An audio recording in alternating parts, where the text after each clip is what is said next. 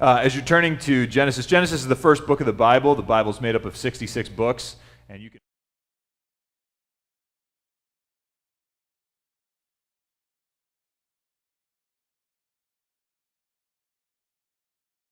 21. Now, I'll point out to you some things that we passed over. In Genesis chapter 20, which we skipped last week, Abraham is talking with this king, this local Philistine king of Gerar, whose name is Abimelech. And he does the same thing with Abimelech in chapter 20 that he did with Pharaoh in chapter 12, namely in Egypt. Namely, he says that his wife Sarah is actually his sister, so that because he's afraid that that the people of that area will kill him so that they can marry his wife. So he does the same thing. It's the same result as in chapter 12, if you remember that and read that, although somewhat differently. In chapter 12, Pharaoh banishes Abraham, says, "Get out of here for lying to me." In this case, Abimelech says to Abraham, "Live anywhere you want in my land. I don't want to mess with you," because God was very decisive about preventing Abimelech from sleeping with Sarah once he took her as his wife, not knowing what he was doing. Abraham also explains in chapter 20, well, actually she is my sister because we have the same father, we just have different mothers, and then she became my wife, which sounds a little weird, and it is, but it was not 100% weird in that place and day. So in other words, we find that Abraham wasn't strictly a liar, he was just very deceitful by telling half-truths, which is no better in the case of Abimelech and Pharaoh. But now, in chapter 21, beginning at verse 22, Abimelech appears with Abraham again, and so we're going to read these verses together. So Genesis chapter 21, beginning at verse 22. At that time, Abimelech and Phicol, the commander of his forces, said to Abraham, "God is with you in everything you do. Now swear to me here before God that you will not deal falsely with me, or my children, or my descendants. Show to me in the country where you are living as an alien the same kindness I have shown to you." Abraham said, "I swear it." Then Abraham complained to Abimelech about a well of water that Abimelech's servants had seized. But Abimelech said, "I don't know who has done this. You did not tell me, and I heard about it only today."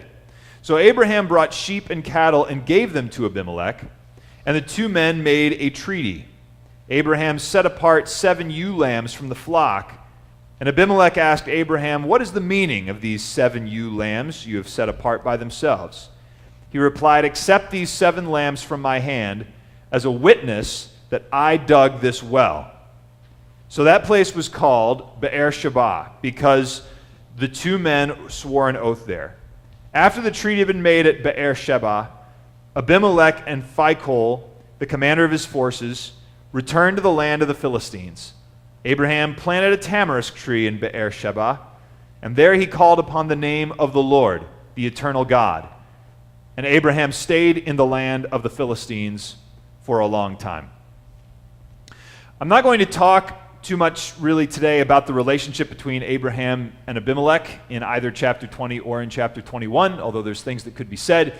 Instead, what I want to focus on today is to use this and use one verse of what we just read as an opportunity to look back on some things that we've already seen that illustrate something that I think is so very, very important for us, so very important for our place and day in which we live, and the people that we meet and come in contact with. It's something I've said many times over the years, and I keep coming back to it over and over again because I think it's so absolutely essential, and that is that God reveals himself. That God reveals himself. And that our knowledge of God is not based on our own speculation, nor is it based on our opinions, nor is it based on our reasoning, nor is it based on simply the accumulation of years of people saying the same thing, although if they've said the same thing because there's a root in God's revelation, then it has value. No, the reason that we say what we say about God, the reason that we believe what we believe about God, the reason that we do what we do because of God is because God reveals himself. I'm saying this because of this verse close to the end of Genesis chapter 21 in verse 33, where it says that Abraham planted a tamarisk tree, which there are different kinds of tamarisks, and they're all like evergreen bushes. And this particular kind of tamarisk that was most likely the one planted by Abraham in the Middle East was a very, very large bush. It could get like wider than it was tall, but it could get like 18 feet tall, this really big, humongous evergreen bush. He planted one in Beersheba, and there he called upon the name of the Lord, the eternal God. And I want to talk about why Abraham knew or called on the name of the Lord as the eternal God, and link this to other times that Abraham gave God a name or saw a name that God had earlier in the book of Genesis of what we've already seen. And to understand this a little bit more, to see the significance of this, I want to talk with you folks a little bit about religion in general, or how people, scholars, philosophers have thought that religion has come to be.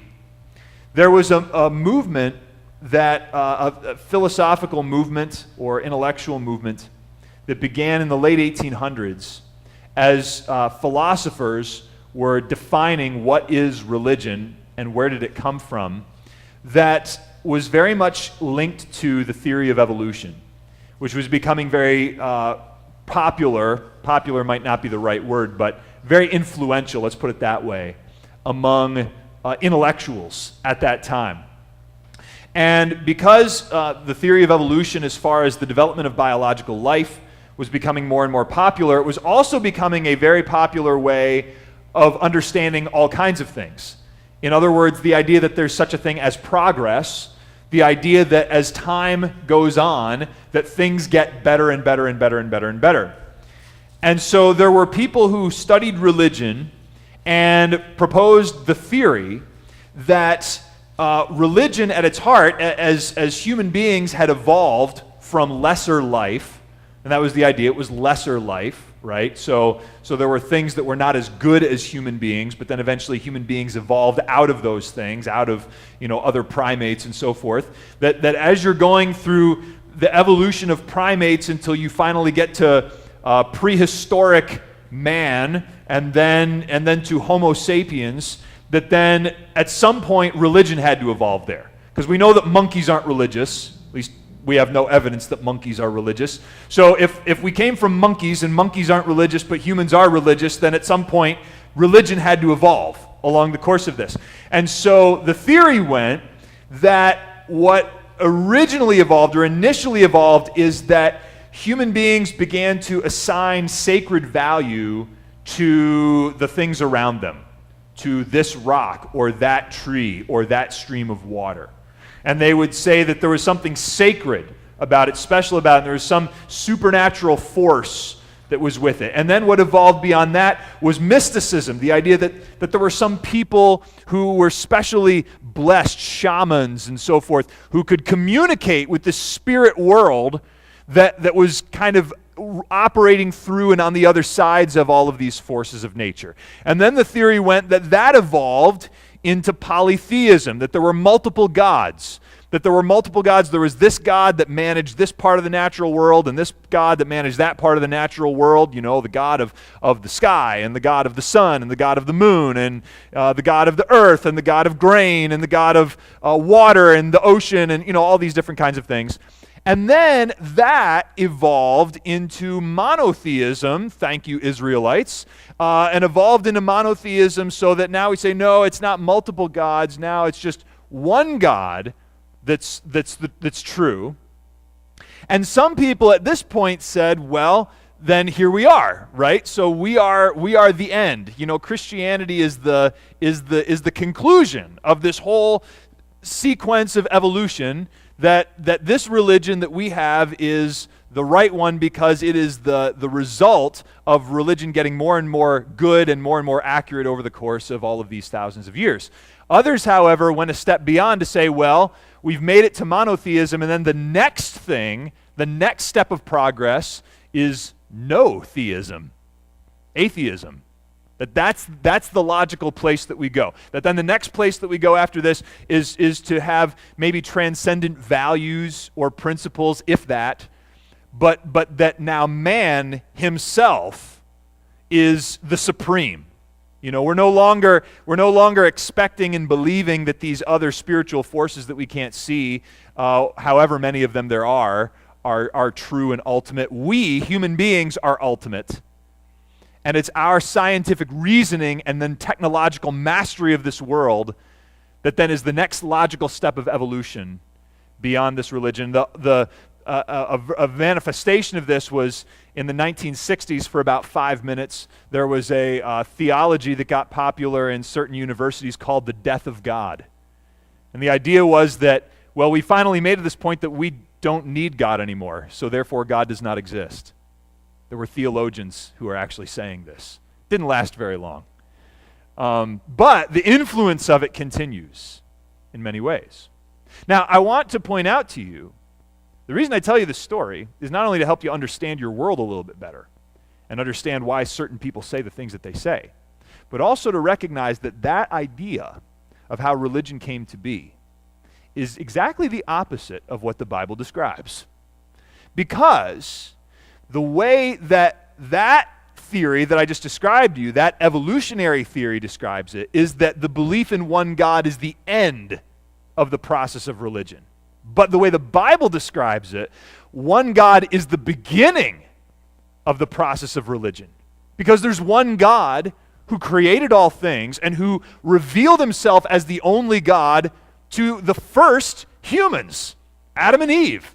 However it was that God made them and however it was they got there were a first pair at some point. And that God revealed himself to them as, I am true, I am it, I am the thing. And then, as the Bible describes it, it didn't go from worshiping nature to many gods to one God. It went exactly the other way around. It went from worshiping one God to worshiping many. The way the Apostle Paul, early Christian leader, describes it in Romans 1 goes like this. He says, "For although they knew God, they neither glorified him as God, nor gave thanks to him, but their thinking became futile, and their foolish hearts were darkened. Although they claimed to be wise, they became fools, and exchanged the glory of the immortal God for images made to look like mortal man and birds and animals and reptiles." See, the process was people knowing. At one point, people knew that one God. They recognized there was one creator God, but they didn't like it, frankly. They didn't like it. I really wish that all people, and I really wish about myself as well, to be perfectly honest with you, believe things because they were true and reasonable, rather than just believing things because we like it and it's convenient for us to believe it. But that's how human beings are. Human beings are not objective. We try to be objective. We try our best to be objective. You should try your best to be objective. But in the end, we have these things within us that we want certain things to be true and we want certain things to be false. And if we want something to be true, we will find a way to convince ourselves that it's true. You know? Like if there's somebody that we want to be with and we know it's a bad idea and all of our friends tell us it's a bad idea, if we really want to be with that person, we will find a way to convince ourselves that it's right for us to be with that person, right? Now, I know you've never done this, but I also know that your best friend has, right? You know, I know that you've never done this, but I know that your best friend has done this. You know what I'm talking about, okay? So this is how people are, and this is how sinful, fallen, rejecting God, rebelling against God human beings are and were. And in fact, there is evidence for this. There is evidence for this. If you study Hinduism, which I haven't, but I've talked to people who have, that you can go back into the most ancient texts of Hinduism and you can identify about 30 gods. And then you can go to texts that were written several centuries after and you can identify like 3,000 gods. And then you can go to modern India today, and if you're to count all of the different deities in India, including all of the local, like this is the god of this rock over here, you know, in this particular village or whatever, you get to, wait for it, 30 million gods In other words, India has more gods than most countries have people. Okay? So this is what happens. They multiply, multiply, multiply. And so where this brings us with Abraham is that the God who reveals, this true God, did something really amazing when he revealed himself to Abraham. When God spoke to Abraham, he revealed himself as Yahweh, but he didn't really define who he was or what he was in detail. All Abraham knew at first, and this is when his name was still Abram, we saw this like 3 months ago, was there's this God, and he's the real thing, not like these other gods that I've been worshiping. And he's telling me to go there. And I don't know where there is, but I'm going to go. I mean, that's it. Like, that's all he knew. But the more he spent time with God, the more he walked with God, God revealed himself to him to say, this is who I am, and this is what I'm all about. Now, something interesting happened when Abraham then traveled from Ur, which we saw way back when its ruins are in modern-day southern Iraq. When he traveled from Ur all the way to what is today Israel, Palestine, etc.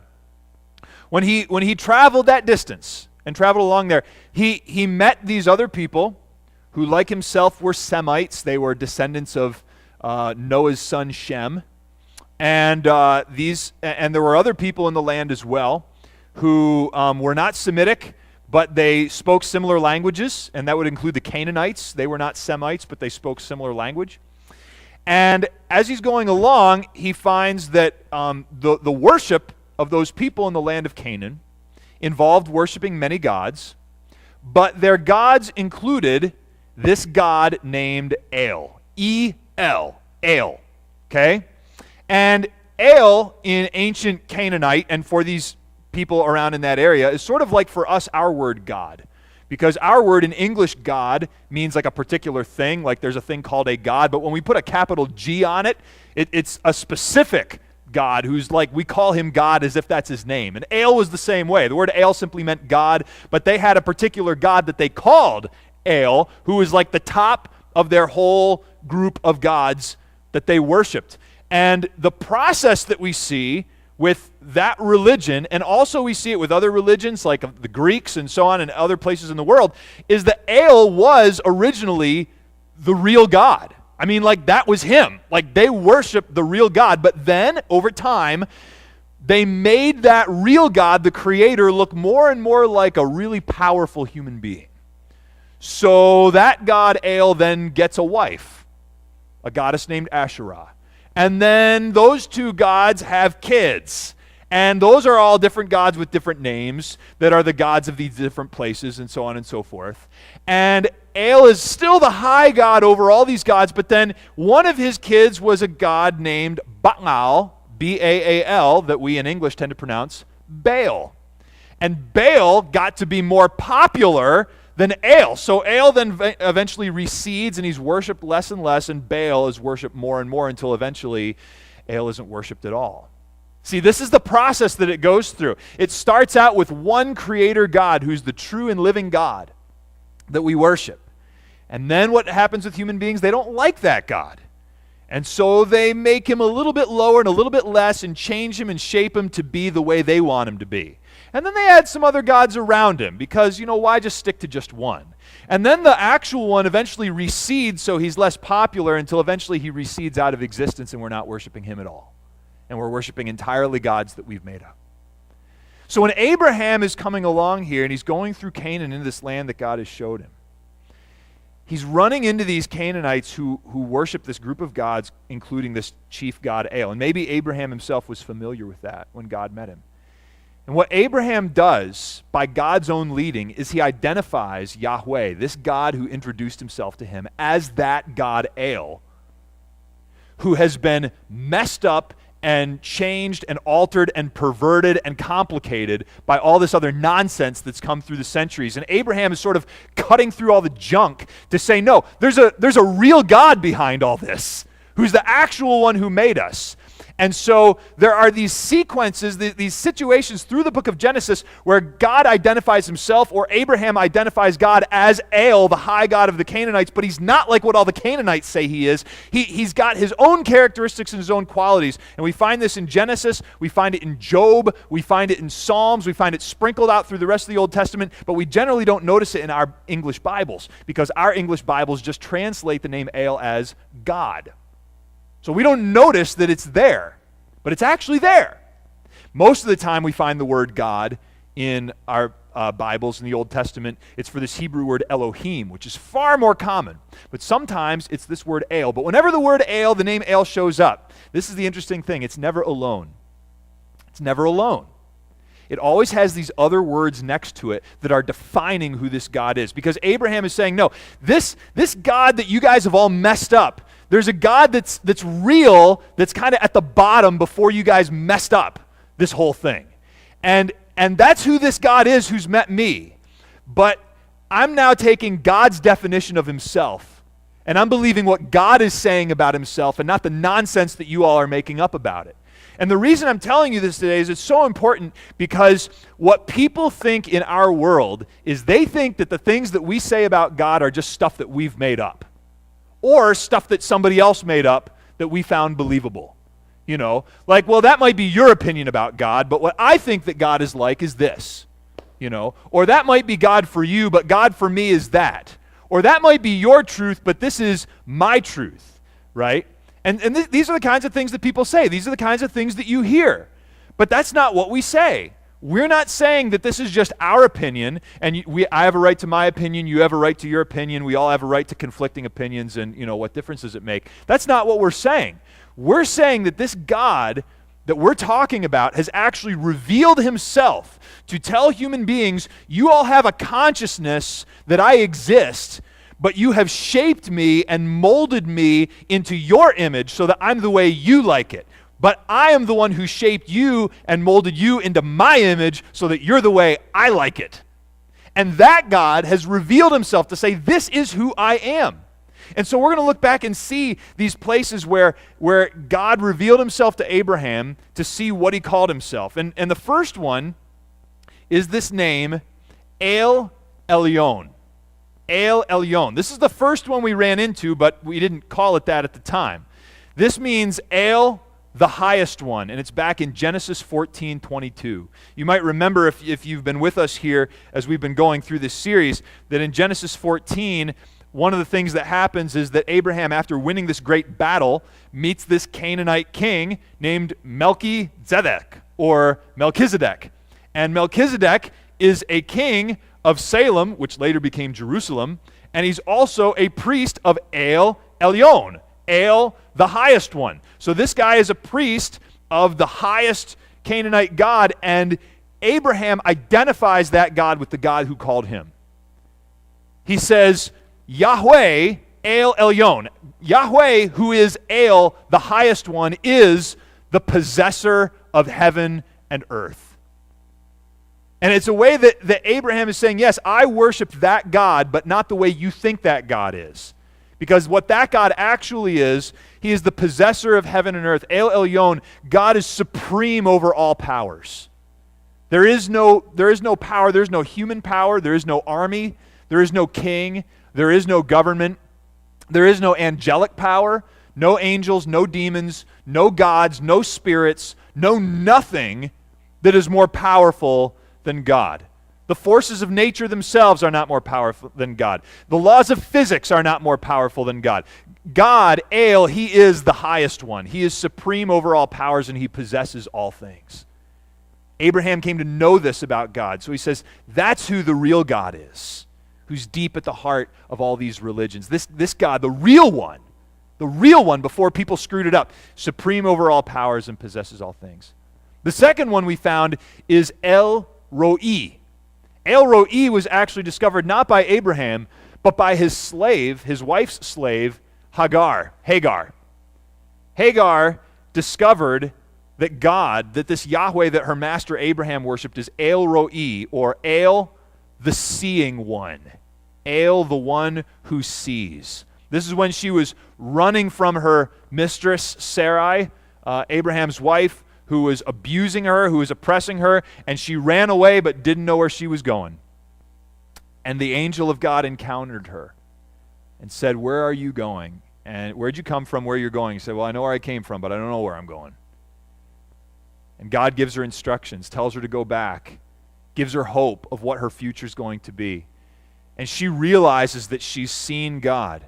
And she says, this is in Genesis 16:13, "Have I really seen that? Am I still really seeing after the one who saw me? Like, I saw him, he saw me, I saw him, I should be dead, but I'm still alive to tell about this one that I've seen." See, El, the seeing one, God, the true God, he hears our cries. He sees our need. He responds with compassion, and in doing that, he proves that he's alive. He's not just some principle, he's not just some theory, but he's a living God. And so the well that was right there was named Be'er Lachai Ro'i, the well of the living one who sees me. So this same God, this God that Abraham had encountered, because Abraham then took Hagar's testimony and called him that himself. He found that the true God, the living God, is not only the one who owns all things, who possesses all things, who is supreme over all things, who is so high, but also is so low and comes so close to know our hurts, our pains, our weaknesses, our confusions. And he reveals himself in those to say, "Here I am, and here's your way out." The third one that Abraham finds is one that God directly says about himself. He says to Abraham, "I am El Shaddai." And El Shaddai means El Shaddai, because we have no idea what the word Shaddai means. Nobody knows what it means. We know that it's very, very old, and that's really it. That's all that we know about it. We find it in Genesis 17:1. And that's where God appears to Abraham and says, "I am El Shaddai, walk before me and be blameless." Shaddai might come from an ancient word meaning mountain, meaning God is El, the one from the mountain. It might come from an ancient word meaning breast, meaning his sustenance and supply.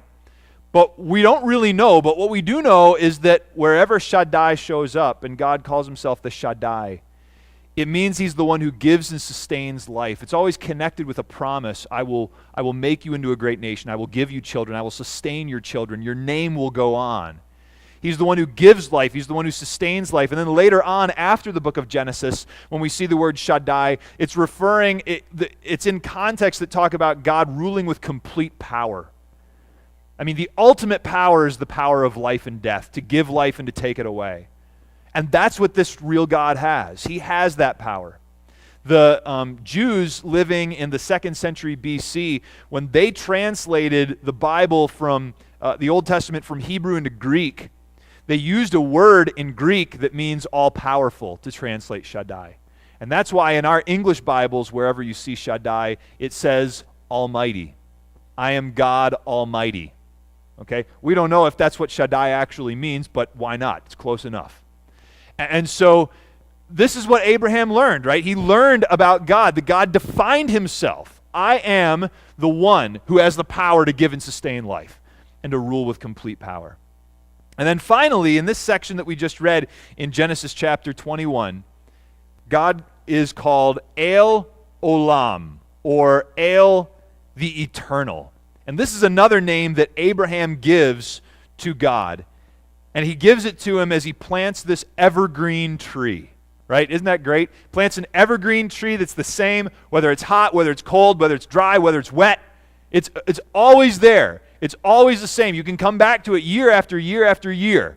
And there it is. And it's interesting that Abraham calls God El Olam when he plants a tree. You might think that he might, set up a rock or something, because rocks are really old and they go for a long time. But maybe Abraham's point was that God is the eternal God, the eternal El. He's not just like an inert, inanimate object, but he's actually a living, eternally living thing. He's always alive. He's always there.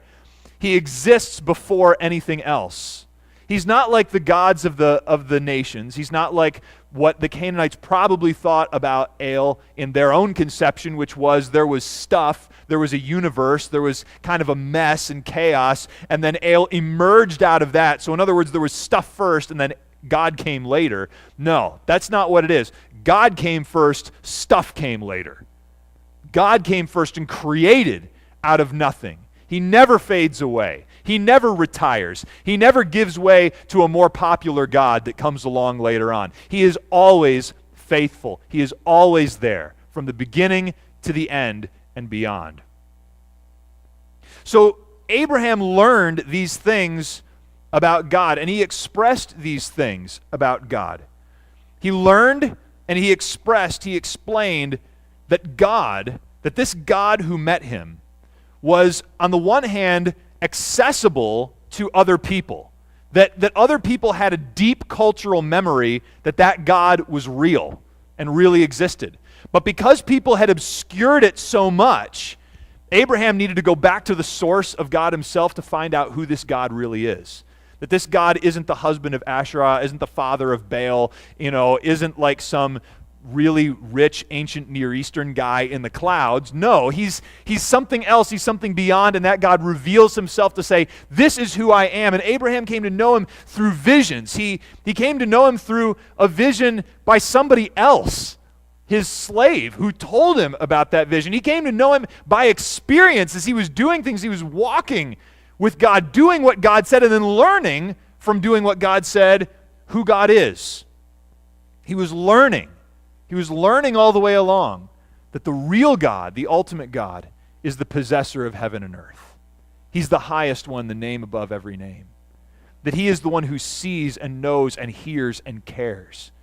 He's the one with the power to give life and the one with power over all things. And he's the one who is before all things, and by him all things were created. These were things that he learned. And there's more. We could continue on through the whole Old Testament and find all these other times that El shows up, and there are particular names given to him. Moses, when he went up onto the mountain and he saw God in his glory, God said his name, I am Yahweh, Yahweh, El, the compassionate and gracious. So another name, right? Another set of adjectives, another set of attributes. That this is who I am, God says. This is who I am. And the whole Bible is full of this is who I am, this is who I am. The Bible is not primarily an instruction book, though it is. It's not primarily history, though it is. It's primarily the self-revelation of God. It's primarily where God says, let me reintroduce myself to you, since you didn't like what I was and you made up your own idea of who I am. Let me tell you what I am. I think it's so interesting that with Abraham, as we look at all of those different things, that all of those names, all of those ideas that he had of this is who the real God is, he stated those and linked those with some physical action that somehow was connected with it or represented by it.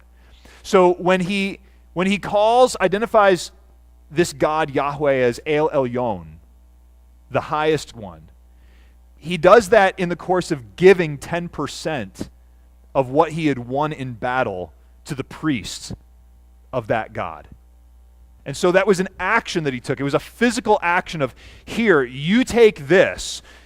Your God owns everything, and he's my God too. He owns everything, and so I'm going to take this and give back. And this is what we do, just as Dave was praying, when we give our tithes and offerings. I mean, when we give our 10%, just as Abraham gives his 10% of what we get, it's a way of making a statement, God, you're the possessor of heaven and earth. It's an action that we take that is confessing what we believe about God. That's why we do it. We don't do it primarily to fund the church. We do it primarily to confess what we believe about God. And then the second thing, then, when Hagar sees God as El who sees, the seeing one, there's a well that happens to be there, and that well gets a name. So that from that point forward, whenever you would go to that well, whenever anybody would go to that well to get water, they would remember that in this physical location where there's sustenance that can keep our lives going in this water, we remember that God is a living one who sees. And then when God reveals himself to Abraham as El Shaddai, the Shaddai, he also then tells Abraham, circumcise all of the males of your household. So that every time then that there would be a newborn infant, male, 8 days old, and would be circumcised to show that he was connected with this covenant, this relationship between God and Abraham, it was a reminder. It was a physical action that was a reminder that God is the giver of life. God is the giver of life who brought this new child into existence. And whenever Abraham would sit by that tamarisk tree to keep out the hot east wind, sit in its shade to get some cool in the hot desert area, he would remember looking at that tree, and all the generations to come looking at that tree, that shrub, that bush, would know that God was the eternal God who's always there and who's forever. And so I want to ask you who believe in this God, the true and living God who revealed himself fully, finally, and perfectly in his Son Jesus Christ, the eternal Son, who through whom the Father created the world, and through whom he gave the Holy Spirit to you so that you could know him, just as Jack was describing earlier, right? Do you have physical actions that you take or physical markers that you've set up that exhibit and confess and testify in the God that you love and serve and worship, right? There are different ways that you might do it. Again, when we give to the work of the Lord, we're confessing something about God. You might do it with what your banner says on Facebook, you know. You might have a picture that's a marker of this is what I believe about God. Some people do it with jewelry. You know, they have a band on their wrist or something around their neck that's a marker. Or they might have something that sits on their desk. I have something that sits on my desk that comes from a church that we were in over a decade ago, and a particular musical thing that we did at that church. It's a rock about this big that has written on it in permanent marker the word stand. And that's a marker for me. That's a monument for me.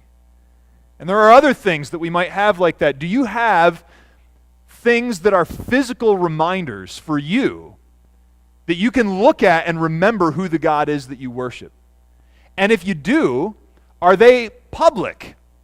Are they in a place, maybe not all of them public, but do you have any that are public that other people can see, that other people can recognize, and other people can look at and wonder, and maybe for a while have in their minds, I wonder what that thing's all about. And then maybe eventually they'll get the courage to ask you. And you can testify to God's grace. You can testify to God's grace to say, this isn't just about me. This is about the true and living God.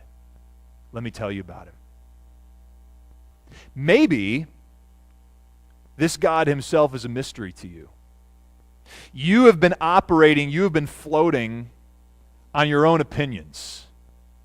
Yet the things that you think about God are the things that you've come up with or think you've come up with, and that you take what you like and you reject what you don't.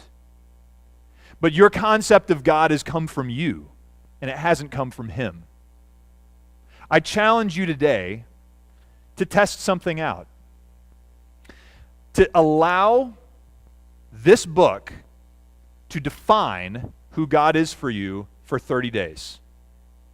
Take this book, read it every day, some portion of it for 30 days. Start in Genesis, or start in John, or start in Matthew. Start in Psalms. There are several different places that you could start that would be good books to start with. Take this and allow it to define who God is for you for 30 days, and for 30 days, just as an experiment, just as pretend, act as if it's true.